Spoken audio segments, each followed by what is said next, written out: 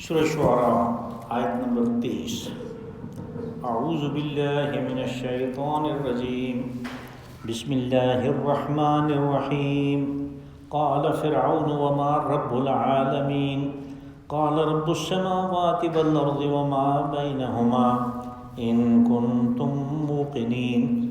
قال لمن حوله الا تستمعون، قال ربكم ورب آبائكم الأولين، قال إن رسولكم الذي أرسل إليكم لمجنون، قال رب المشرق والمغرب وما بينهما إن كنتم تعقلون، قال لئن اتخذت إلها غيري لأجعلنك من المسجونين، قال أولو جئتك بشيء مبين، قال فأت به إن كنت من الصادقين، فألقى عصاه فإذا هي ثعبان مبين، ونزع يده فإذا هي بيضاء للناظرين، قال للملأ حوله إن هذا لساحر عليم، يريد أن يخرجكم من أرضكم بسحره فماذا تأمرون؟ قالوا أرجه وأخاه وابعث في المدائن حاشرين يأتوك بكل سحار عليم، فجمع السحرة لميقات يوم معلوم، وقيل للناس هل أنتم مجتمعون لعلنا نتبع السحرة إن كانوا هم الغالبين۔ صدق اللہ العظیم۔ قال فرعون وما رب العالمین، فرعون کہنے لگا حضرت موسیٰ علیہ السلام سے کہ یہ رب العالمین کیا چیز ہے؟ قال رب السماوات والارض وما بینہما، حضرت موسیٰ علیہ السلام نے جواب میں فرمایا کہ وہ رب ہے آسمان اور زمین کا اور جو کچھ اس کے درمیان ہے اس کا۔ ان کنتم موقنین، اگر تم واقعی کچھ یقین کرنے والے ہو تو۔ قال لمن حوله ولا تستمعون، وہ کہنے لگا کہ پھر ان لوگوں کو جو اس کی چاروں طرف بیٹھے ہوئے تھے کہ تم سن رہے ہو یہ کیا کہتا ہے؟ الا تستمعون، قال ربکم ورب آبائکم الاولین، حضرت موسیٰ علیہ السلام نے فرمایا کہ وہ رب ہے تمہارا بھی اور تمہارے ان پہلے والے گزرے ہوئے باپ دادا جو ہیں ان سب کا بھی۔ قال ان رسولکم الذی ارسل الیکم لمجنون، کہنے لگا فرعون لوگوں سے کہ یہ شخص جو اپنے آپ کو کہہ رہا ہے کہ میں رسول بنا کے تمہاری طرف بھیجا گیا ہوں، مجھے تو نظر آتا ہے یہ کوئی خبطی ہے۔ قال رب المشرق والمغرب وما بینہما، حضرت موسیٰ علیہ السلام نے فرمایا کہ رب وہی ہے جو مشرق و مغرب اور اس کے درمیان جو کچھ ہے سب کا رب ہے۔ ان کنتم تعقلون، یہ بات سمجھ میں جب آئے گی جب تم عقل سے کام لوگے تو۔ قال لئن اتخذت الہا غیری لاجعلنک من المسجونین، فرعون کہنے لگا اگر مجھے چھوڑ کے تو نے کوئی اور معبود بنایا تو میں تمہیں قید میں ڈال دوں گا۔ قال ولو جئتک بشیء مبین، حضرت موسیٰ علیہ السلام نے فرمایا کہ یہ کام تم جب بھی کر گزرو گے کہ جب میں کوئی واضح نشان بھی اس چیز کا پیش کروں کہ میں رسول ہوں۔ قال فأت به إن كنت من الصادقین، کہنے لگا دھیان لے آؤ اگر تم سچے ہو تو اس قسم کی کوئی چیز لے آؤ۔ فألقى عصاه فإذا هي ثعبان مبين، تو حضرت موسیٰ علیہ السلام نے اپنا عصا نیچے پھینکا تو ایک واضح قسم کا اژدہا بن گیا۔ وَنَزَعَ يَدَهُ فَإِذَا هِيَ بَيْضَاءُ لِلنَّاظِرِينَ، اور جب اپنا ہاتھ کھینچ کے نکالا تو وہ چمکدار تھا دیکھنے والوں کے لیے۔ قَالَ لِلْمَلَإِ حَوْلَهُ إِنَّ هَذَا لَسَاحِرٌ عَلِيمٌ، تو چاروں طرف جو اس کے درباری بیٹھے ہوئے تھے ان سے کہنے لگا کہ یہ بہت بڑا دانا قسم کا جادوگر ہے۔ یرید ان یخرجکم من ارضکم بسحرہ فماذا تأمرون، اور اس کا پروگرام یہ ہے کہ اپنے جادو کے زور پہ یہ تمہیں تمہاری سرزمین سے نکال باہر کرے، تو تمہاری کیا رائے ہے؟ قالوا ارجع واخاه وابعث في المدائن حاشرین، وہ کہنے لگے کہ اس معاملے کو فی الحال تھوڑا مؤخر کر دیں یہاں تک کہ آپ تمام شہروں میں ہلکارے بھیجیں، اور وہ ان جادو کا بکل سحار علیم، کہ وہ سب ماہر قسم کے جادوگر ہیں، اگر یہ جادو کرتا ہے تو پھر مقابلہ بھی جادو سے ہوگا۔ فَجُمِعَ السَّحَرَةُ لِمِيقَاتِ يَوْمٍ مَعْلُومٍ، تو پھر وہ جادوگر پورے ملک سے اکٹھے ہو گئے ایک مقرر وقت کے اوپر، مقرر دن کے لیے۔ وَقِيلَ لِلنَّاسِ هَلْ أَنْتُمْ مُجْتَمِعُونَ، اور لوگوں سے کہا گیا کہ تمہیں پتہ ہے تمہیں کیوں اکٹھا کیا گیا؟ لَعَلَّنَا نَتَّبِعُ السَّحَرَةَ إِنْ كَانُوا هُمُ الْغَالِبِينَ، تاکہ ہم ان کی مدد کریں، ان کو بیک اپ کریں، ان کی حوصلہ افزائی کریں جادوگروں کی، تاکہ یہ اپنے معاملے میں موسیٰ علیہ السلام سے مقابلے میں غالب آئے۔ یہ جو پچھلی درس میں ایک آخر میں بات گزری تھی وہ یہ تھی کہ موسیٰ علیہ السلام نے جب فرعون کو توحید کی بات کی اور اپنا مطالبہ رکھا کہ بنی اسرائیل کو میرے ساتھ بھیجو، تو اس نے حضرت موسیٰ علیہ السلام پہ جو احسان کیے تھے بچپن میں ان کا تذکرہ کیا کہ دیکھو تمہاری پرورش ہمارے گھر میں ہوئی اور اتنا زمانہ تم ہمارے گھر میں رہے یہاں تک کہ تم جوان ہو گئے۔ پھر اس نے وہ تذکرہ کیا کہ تم نے تو وہ ایک کام بھی کیا ہوا ہے، یعنی قتل کی طرف اس نے اشارہ کیا کہ جو کہ تم نے کر دیا تھا۔ حضرت موسیٰ علیہ السلام نے اس کو جواب یہ دیا کہ میرے اوپر تیرا جو احسان ہے ایک آدمی کے اوپر، اس سے سارے بنی اسرائیل کو تم غلام بنا لو گے۔ اب جب یہ بات ہوئی اور حضرت موسیٰ علیہ السلام اس کو کہہ رہے ہیں کہ رب جو ہے وہ اللہ ہے، معبود ایک ہی ہے، اللہ ہے، تو فرعون نے اس مسکت یعنی خاموش کر دینے والی جو دلیل تھی کہ ایک آدمی کے اوپر احسان کیا اور پوری قوم کو غلام بنا لیا اس کے بدلے میں، جب جواب نہیں بن پڑا تو پھر اس نے معاملے پر رخ پھیر دیا، یعنی اس سے توجہ ہٹانے کے لیے اس نے نئی ایک بات گڑھ دی، اور وہ آج کے درس میں پہلی ہے۔ وہ کیا ہے کہ کہنے لگا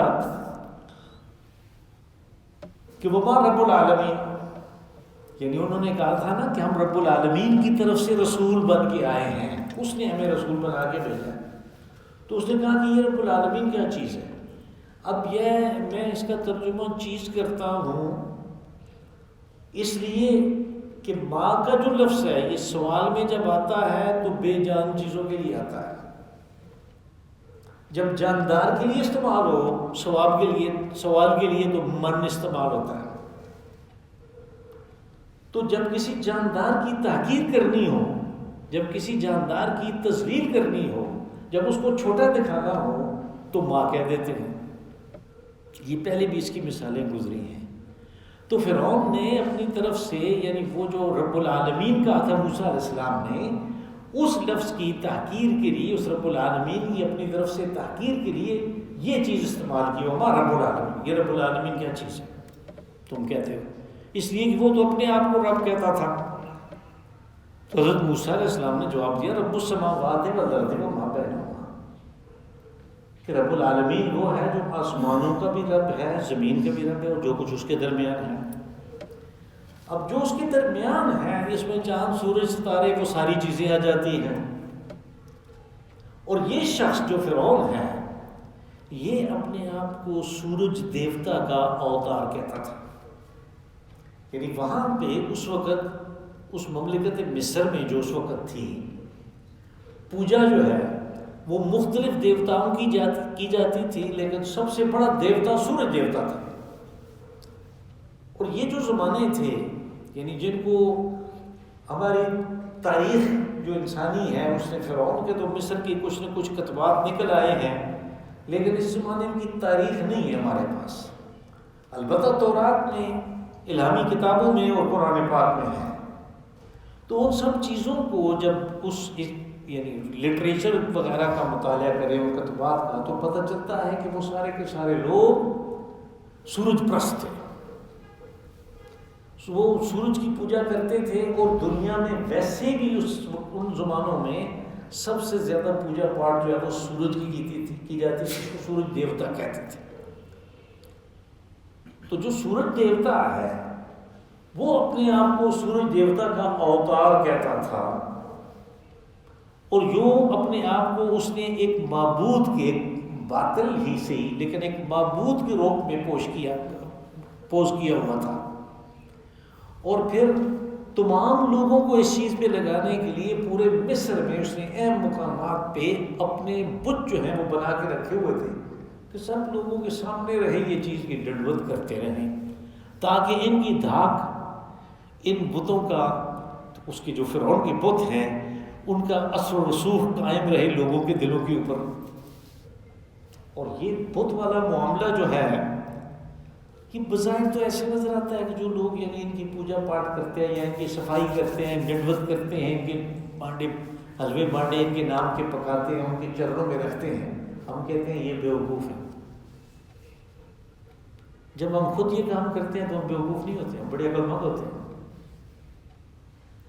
یعنی جب براس کے بنے ہوئے بت یہ 1 کلومیٹر کے فاصلے پہ جب ان کو براسوں کے ساتھ روزانہ چمکایا جاتا ہے، ہم سے بڑے وہ اگر وہ ہمارے ہیرو ہیں جن کے بت رکھے ہوئے ہیں تو وہ بھی تو ہیرو ہے ان کا،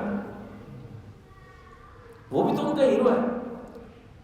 تو اس لیے یہ جو چیز ہے یعنی اسٹیچو بنا کے رکھنا اور اس کے ڈنڈوت کرنا اور اس کی تعظیم اور اس کی توقیر، اور وہ ٹوٹ گیا، آسمان گر گیا۔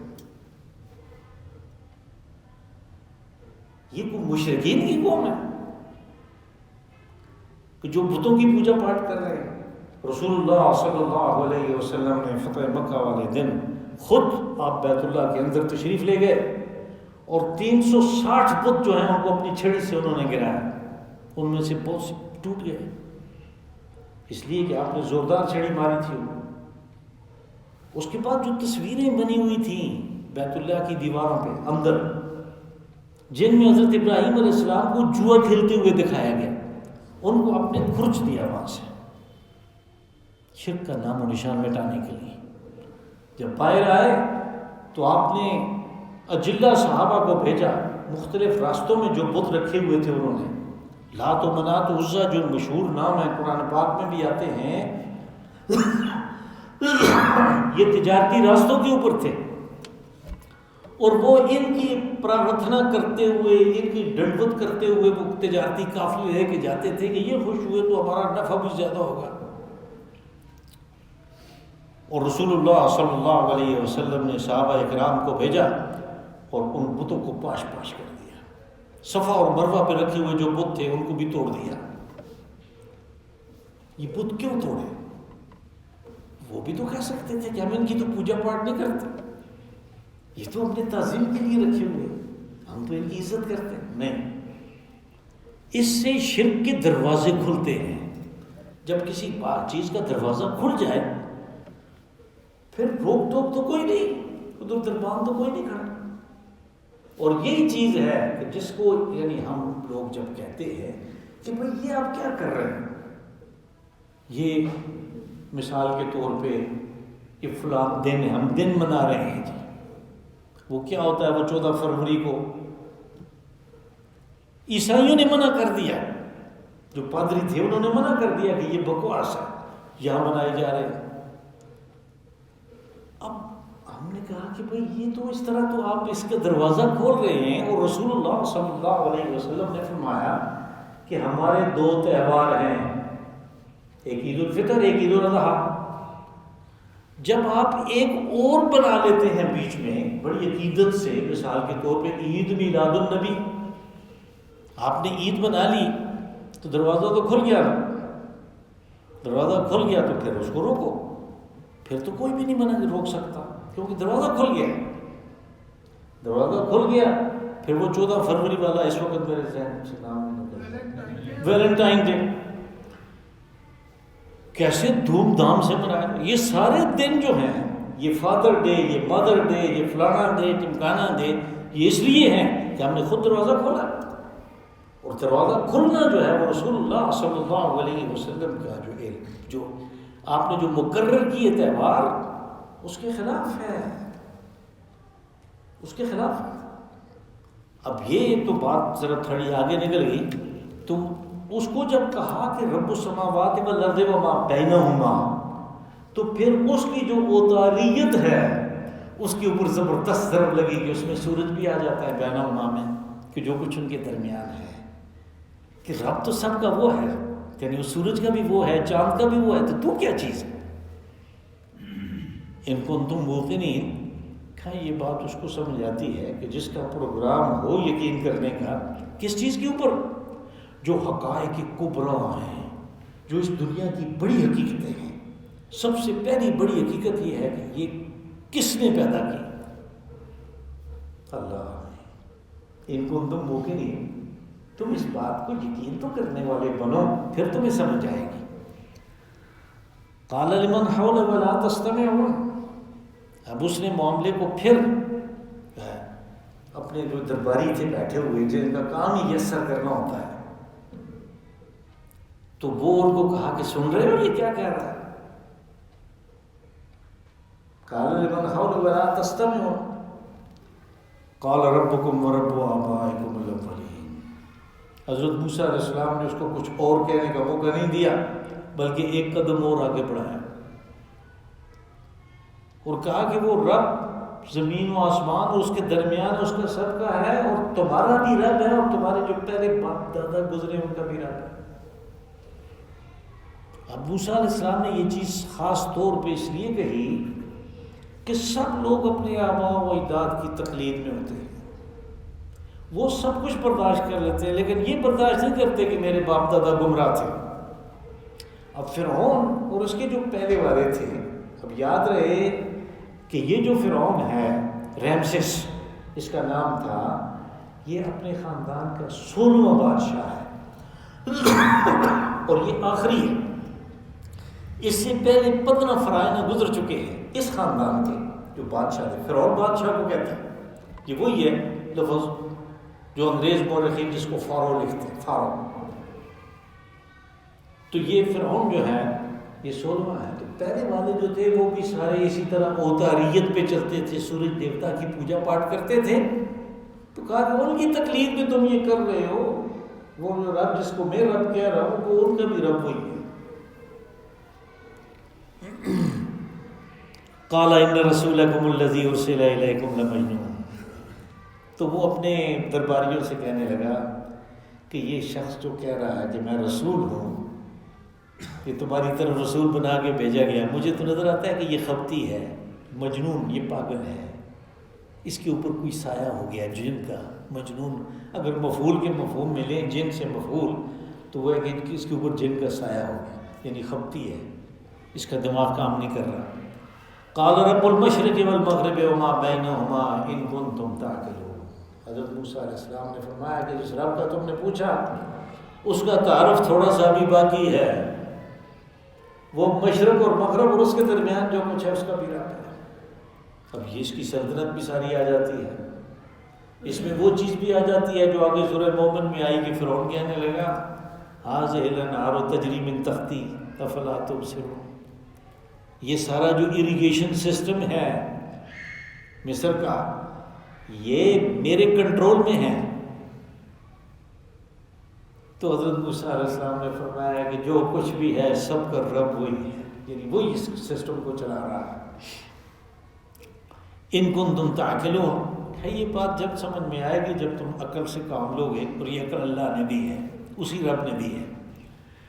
قال لئن اتخذت الہا غیری لاجعلنک من المسجونین، اب چونکہ اس کے پاس جواب تو نہیں ہے، حضرت موسیٰ علیہ السلام نے جو بات کی وہ تو بالکل خاموش کر دینے والی ہے، تو اس نے پیترا بدلا اور اپنے اقتدار کو، اپنے اختیار کو، اپنی اس قوت کو جو اس کو حاصل تھی عارضی طور پہ اس دنیا میں، اس کو سامنے لاتے ہوئے کہنے لگا کہ اگر موسیٰ تم نے میرے علاوہ کسی کو معبود بنایا تو میں تمہیں قید میں ڈال دوں گا۔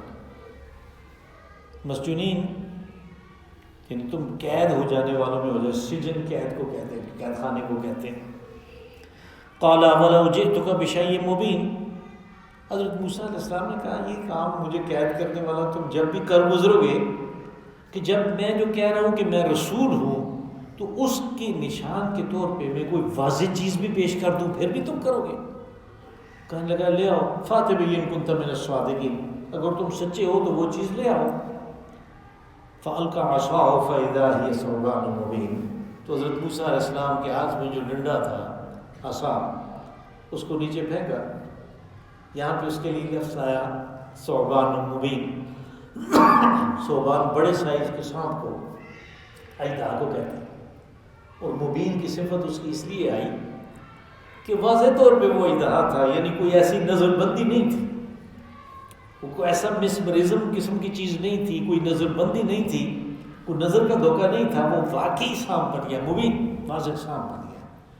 دوسری جگہوں پہ سورۃ طٰہٰ میں اس کے لیے لفظ آیا حیۃ تسعیٰ. تو حیہ بھی بہت بڑے سانپ کو اژدہا کو کہتے ہیں، لیکن تسعیٰ وہ ہے کہ جو بھاگ رہا.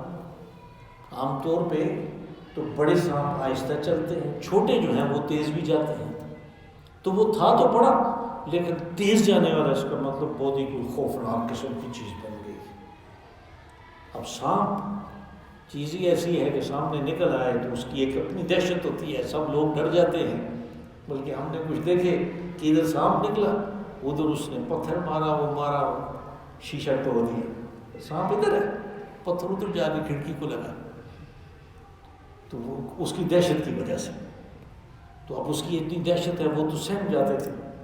تو اس کا نتیجہ یہ حضرت موسیٰ علیہ السلام کو، چونکہ ایک غلام قوم کے فرد تھے اور انہوں نے آقا قوم جو ہے، مالک قوم جو ہے، مقتدر جو ہیں، ان کے بادشاہ کے پاس جانا تھا، اس لیے ان کو پہلے مسلح کیا گیا تاکہ کوئی سیکیورٹی کا مسئلہ، کوئی ایسی چیز پیدا نہ ہو، بلا روک ٹوک وہ اس سے بات کر سکیں. یہ انتظام اللہ کی طرف سے ہوا، اور پھر اس کے دربار میں بھی انہوں نے یہ چیز دکھائی. لیکن یاد رہے کہ یہ اس کے مطالبے کے اوپر دکھائی. حضرت موسیٰ علیہ السلام نے از خود یہ کام نہیں کیا، اس نے کہا فَأْتِ إِن كُنتَ مِنَ الصَّادِقِينَ، لے آؤ وہ معجزہ جس سے ثابت ہو کہ تم رسول ہو. تو آپ نے دکھا دیا، وہ دونوں دکھا دیے کہ ایک تو ہاتھ جب نکالا تو وہ چمکدار تھا. آپ کو اگر آپ لٹریچر پڑھنے والے ہیں تو آپ دیکھیں گے کہ یہود نے تو بہت زیادہ مسخ کیا سارا معاملہ، اور انہوں نے یہ جو دوسرا معجزہ ہاتھ والا، چمکدار ہاتھ والا، تو کہا کہ موسیٰ علیہ السلام کو تو برس تھا، یعنی ان کو برس کی بیماری تھی، پھلجڑی یہ جو ہوتا ہے سفید داغ نہیں نکل آتے تھے. یہ بات نہیں ہے، بلکہ اس میں سورۃ طٰہٰ میں جو الفاظ ہیں اس میں چونکہ یہ چیز پہلے سے موجود تھی ان کی کتابوں میں، اس لیے قرآن پاک نے اس کی تصحیح کی کہ وہ کسی قسم کی کوئی بیماری نہیں تھی، یعنی وہ برس وغیرہ نہیں تھا، وہ معجزہ تھا. اس لیے کہ تھوڑی دیر میں وہ ویسے ہی ہو جاتا تھا جیسے دوسرا ہاتھ ہے. قال للملأ حوله ان هذا لساحر علیم. یہ ہے کہ بادشاہ ہے جی، بڑا زیرک قسم کا سیاستدان بھی ہے، اور اس نے تو اب معاملے کو پھیرنا ہے لازمی طور پہ، اس لیے کہ واضح طور پہ سب درباریوں نے بھی دیکھ لیا وہ معجزہ، دونوں معجزات دیکھ لیے، تو ان کے اوپر جو اثر ہوا اس کو بھی ظاہر کرنا ہے. تو اس نے سیاست کھیلتے ہوئے ان درباریوں سے کہا کہ ان ھذا لساحر علیم، یہ ایک بہت ماہر قسم کا جادوگر ہے. یرید ان یخرجکم من ارضکم بسحرہ فماذا تأمرون. اس کا پروگرام یہ ہے کہ اپنے جادو کے زور پہ تمہیں تمہاری زمین سے نکال باہر کرے. اور یہ زمین سے نکال باہر کرنا، میں نے تھوڑی سی تاریخ اس کی بیان بھی کی تھی کہ پہلے اقتدار بنی اسرائیل کے پاس تھا.